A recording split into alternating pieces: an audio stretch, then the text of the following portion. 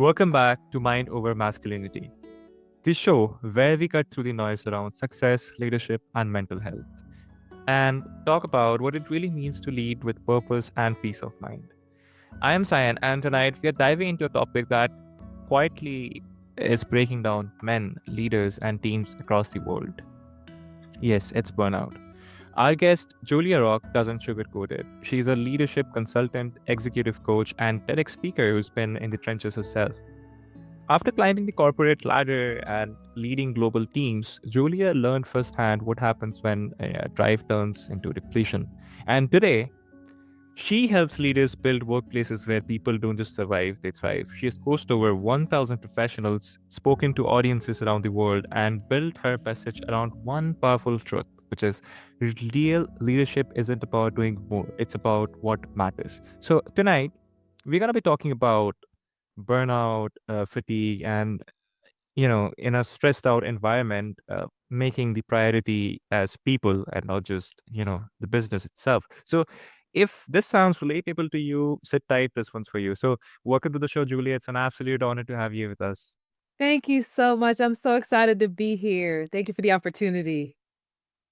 Amazing. Really glad to have you here, Julia. And I want to start right where so many people secretly are right now. Not inspired, not motivated, not energized, but Yeah. simply exhausted. And you have worked with leaders across different industries, and you would agree that burnout isn't a buzzword anymore. It's a reality, right? So I want to just begin right there. Why do you think burnout has become such a universal experience, especially for men in leadership roles? Man, I think that there is a lot to be said for life after the pandemic, right? We all went through the pandemic and Mm. had to reorganize our lives in some way, right? We were Right. working from home. And then what happened is that we had to start going back to normal, right? And especially for men, they have to take the leadership role in the home. And so they're dealing with their wives and what's happening with their children. Perhaps there's ailing parents, and then they still have to show up at work and be the dominant male lead in the office. And so there's a lot of pressure that's on them, and also for men, being able to talk about their feelings and talk about what they're going through, it's often seen as a sign of weakness or the fact that you're not really masculine. So for a lot of men, they're internalizing those feelings. And so all of that pressure and internalizing it is really what's causing men to break out, to burn out nowadays. That's so true. And I totally agree with the post-pandemic reality that you mentioned about. It's like, we have turned exhaustion into a badge of honor. And it's quietly destroying the people we call high performers. I feel like I've seen this, and the corporate world as well. We applaud the output. But, that brings me to something you have talked about a lot, and which is the pressure leaders are under to do with more. The pressure leaders are under, to do more with less resources, could be people, more expectations, and somehow they're still supposed to show up with clarity, empathy, and energy. So I want to ask you this: when demands um, keep increasing, but there's no support, the support just doesn't match with the demand, how does that pressure impact a leader's ability to actually lead well, not just maybe operationally, but emotionally and relationally? Yeah, I mean, I think that there is this misconception that because somebody's a high performer, that it doesn't matter what you throw at them, that they're just gonna perform. Right. They're always gonna rise Right. to the occasion. And people who are actually high achieving, they want to meet those goals because they want to continue to be considered high achieving, not realizing that we are humans, we're not machines, right? And so what happens is that when you keep having to do more with less, you have less resources, you continue to stretch yourself thin. And then if you're in a leadership role, you're stretching the rest of your team thin. So now you're seeing the morale and the mindset of your team erode, and then you think that you're failing as a leader, and you're continuing to stretch yourself thin on their behalf. So it's a compound effect that's happening. And again, especially when it comes to men, they don't have that many outlets to say, I'm overwhelmed. This doesn't make sense. I'm burning myself out, my team out. Mm. We don't have enough resources. They're expected to just grin and bear it because they're the leaders. And so it's a compounding problem. And a lot of men don't feel like they have the outlets they need. Absolutely. I mean, it's the expectation ultimately, right? That, and especially if you're a high achiever, or in the leadership role for a business, or project, there's a lot of expectation, and I think that that is what kills leadership, at its core. And so let's talk about that. In a world full of leadership templates and fancy terminology, what does getting back to the basics really look like in today's workspace, according to you? Yeah, so when I think about getting back to the basics, it's about getting back to the humanity of leadership, right? We've gotten lost in the buzzwords and the frameworks, Gallup Clifton strengths and what's your MBTI profile and all what's your leadership style, and you go into all of this kind of peripheral stuff. But getting back Mm, to the basics is, let's get back to humanity. What does it mean to actually lead someone? What is someone looking from for you to do as a leader? And it's very simple. It's about putting yourself back into the shoes of when you weren't a leader. When you first joined an organization, when you first started in your career, there were certain things that were important to you from a core value perspective. And yes, society has shifted and there are different generations, but by and large, employees want the same thing now that they did several years ago. They just didn't talk about it. People want flexibility. They want leaders who care. They want to be recognized for the work that they do. They want to do work that matters. It's very simple things. And I feel like if leaders just focused on what is it that my employees are looking for from me? How do I show up as a human being? And they know that they can talk to me. That will help to get rid of a lot of the noise that they keep following and distracting themselves with versus really being able to be there as a leader for their team.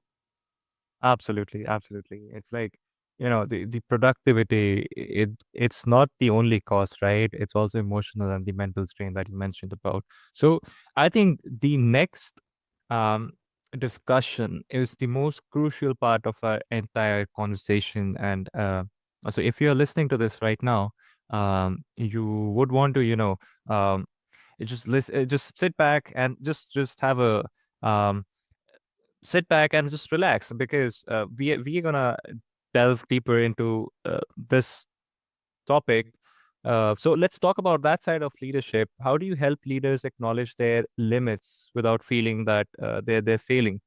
And I think that's the first part, but also the second part, for which the audience would relate, is the stigma, or how to keep the stigma around mental health still strong in leadership circles, especially for men. Yeah, I think we also have to shift our thought process. Oftentimes, we feel if we're vulnerable and say, "Hey, something is wrong," or "I'm stressed," or "I'm overwhelmed," that that's a sign of weakness. But what that truly is a sign of courage. Prioritizing your mental health and recognizing that you can't do all the things is a sign of strength. It is a sign of courage. So that's part of how we can keep mental health at the forefront is recognizing that there's no weakness in acknowledging that you're a human being who gets stressed. You're not a unicorn. And so I think we need to keep that in mind. And so as we think about, how leaders can manage that and how they can, make sure their mental health is being balanced with all of the pressures that are coming to them. It's really about saying, what are my boundaries? What are my boundaries? And am I truly failing if I set boundaries? Right? Because oftentimes we feel like we're failing if we don't do everything everyone's asking of us, but we're not designed to do everything. We're Right. designed to do the right thing. So as a leader, you prioritize the things that are most important. And it may be that you don't get to some things and you advise the people that you're not going to get things to. And that's not a sign of failure. And I'm going to say something slightly controversial here. So bear with me. If you fail, so what? So what? Right? Like failure is not the opposite of success. failure is a stepping stone towards success. So if you have a Absolutely. moment when you're overwhelmed and you, let's quote unquote, fail at something, so what? That doesn't mean that something's wrong with you. It doesn't mean that you're broken. That doesn't mean that you're not a leader. It just means that you had a moment where things didn't go as planned. You dust yourself off and you get back up and keep going. And so this obsession that we as high performers and especially men has with the I can't fail. Like, that's just not realistic. Failure is a part of life, it's a part of getting towards success, and it's not a representation of who you are at your core. And so, divorcing those two things will allow people to better prioritize their mental health and say, it's okay if I fail at this. It's more important for me to feel good in my mind and in my spirit rather than try to do all these things and succeed. Mm. Yeah, that I love that. That's honestly a much needed truth. Asking for help, it's not weakness to me. And you can't just pour from an empty cup, no matter how strong you think you are. And I think that's the problem, right? With 95% of the people out there who are in this particular role. So I want to ask this on behalf of everyone who is stuck, at some point in their lives, if maybe they're exhausted or overwhelmed, maybe on the edge of burnout. Um, what's the first step that they can take tonight to, start healing, take a step towards that success that we just talked about? Yeah, so I think the first step is separating your identity from other people, from your job, from the money you have, from external things.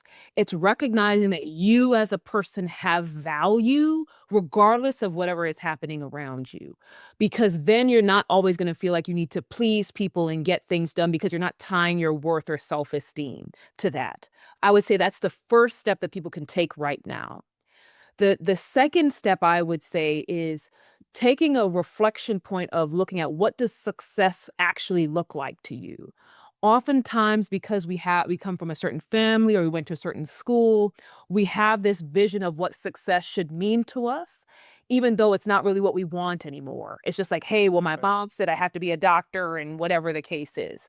So this is an opportunity for us to look at and say, what does success look like to me today? And then setting the boundaries associated with that to say, you know what? I know I don't want to do this anymore. So it's okay if I say no to this. It's okay if I push Hmm. back on this. So that's where I would say people could get started.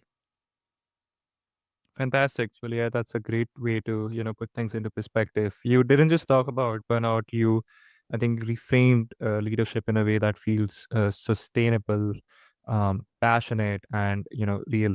I'm grateful for your voice, your experience, and the work you are doing to help people lead without losing themselves. And just before we wrap this off, Julia, I just want to ask you, on behalf of all the listeners listening it right now, what's the best way to reach out to you? Yes, thank you so much for this opportunity. I'm actually on LinkedIn. That's my biggest platform. So I'm Julia Dash Rock, and you can just put that in the in for the LinkedIn URL, and you'll find me. And then also people can find me via email. They can email me at hello@rockcareer.com. And then also I'm on the other social media platforms at the Julia Rock. And so I'm on Instagram, Threads, TikTok. So you can find me on all those places at the Julia Rock. Wonderful. Dear listeners, I'll have the details of the show notes for you so you can check them out anytime at your own convenience. And with that, unfortunately, comes an end to today's amazing conversation with Julia, who brought so much clarity and compassion to this whole conversation. She reminded us that leadership isn't just about pushing harder, it's about creating space for people, including ourselves, to breathe, think, and belong. And just like Julia said, if you fail, so what, right? And that's I think that's the uh, keyword that I'm taking away from this conversation. To everyone listening, if you're feeling burnt out, this is your sign to pause. Rest isn't a reward for productivity; it's the foundation that keeps your purpose alive. Real strength isn't in pretending you're fine; it's having the courage to care for yourself as much as you care for others. This is Mind Over Masculinity. I am Sayan, and until next time, lead with heart, work with balance, and remember, you don't have to burn out to prove you're burning right.